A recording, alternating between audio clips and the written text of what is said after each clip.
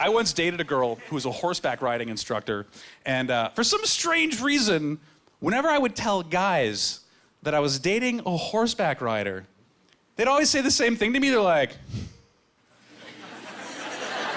nice. I bet things are really wild in the sack. Oh, it's a rodeo in there. Well, for me, anyhow. For her, not so much. I mean, she's used to riding these 900-pound animals that buck and gallop and jump over fences. All I have to offer is this.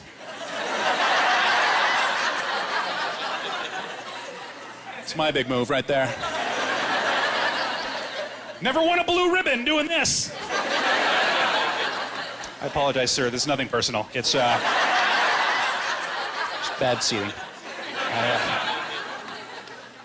I mean, it had to be frustrating for her. I mean, that's kind of like taking a race car driver, putting her behind the wheel of a Zamboni.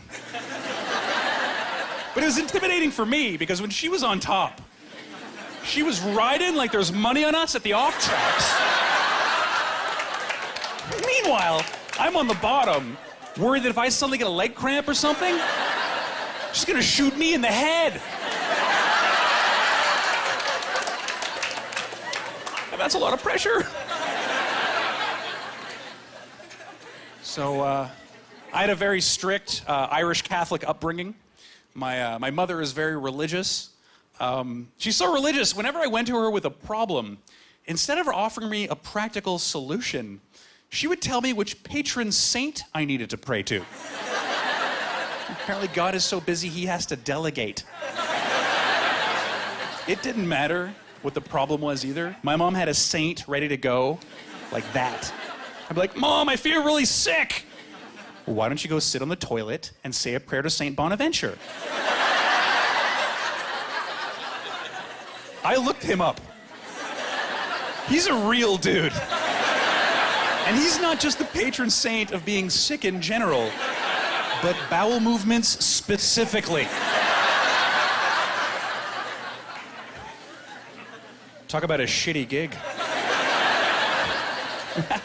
How do you even become the patron saint of bowel movements anyways? Like, what miracles did this guy perform? Did his face suddenly appear in a roll of toilet paper in the desert? Did he transform water into diarrhea? That's not even a miracle. That's a trip to Mexico. So, but my mother, she definitely did her best to give me a good education. And when I was a kid, she sent me to Terry Fox Elementary School. And I'll never forget my first day in kindergarten. I walk into class, and there's a giant mural of Terry Fox on the wall, running, being followed by a police car. Now here's the thing. Terry Fox is a great Canadian hero. And his story is a story about courage, overcoming obstacles, and the triumph of the human spirit. When you're 10, when you're 5, that is a horrifying story. I remember asking my kindergarten teacher, I'm like, Miss, why is that man with the robot leg being chased by the cops? Is he a Decepticon?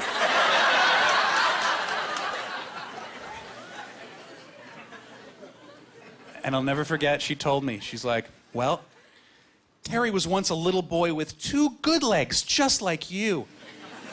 But then a terrible disease started to eat one of them, and the doctors had to cut it off with a surgical saw. And that made Terry very sad. But then the doctors gave him a leg made out of metal, and do you know what he did? He started to run from one end of Canada to the other, raising money for cancer. And I'm 5 years old. I'm like, oh, really? Did he make it?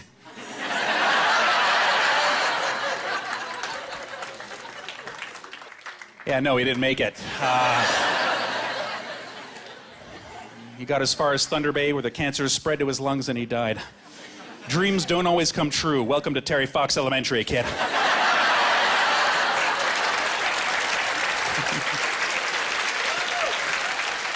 Thanks, guys.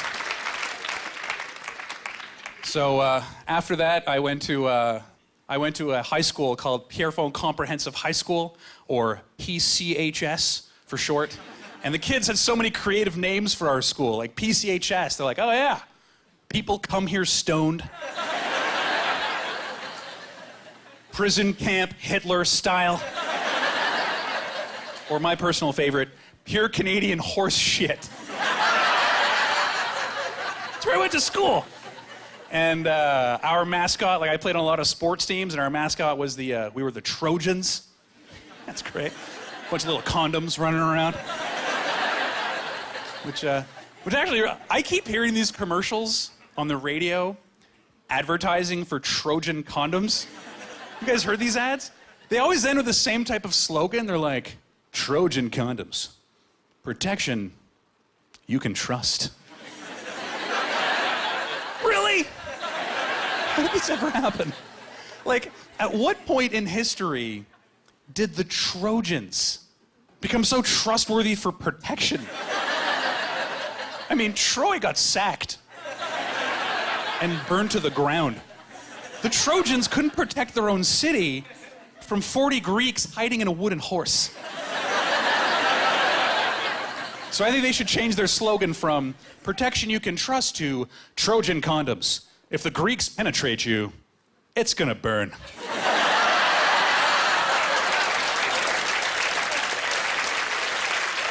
It's gonna burn, people.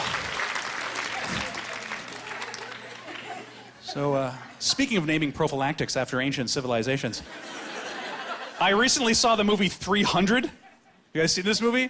Yeah. It's based on the famous Battle of Thermopylae, right? I'm surprised that no one ever named a diaphragm after the Spartans. I mean, think about it. They were a thin layer of defense, protecting a narrow passage from millions of enemy soldiers. Spartan diaphragms, useless against attacks from behind.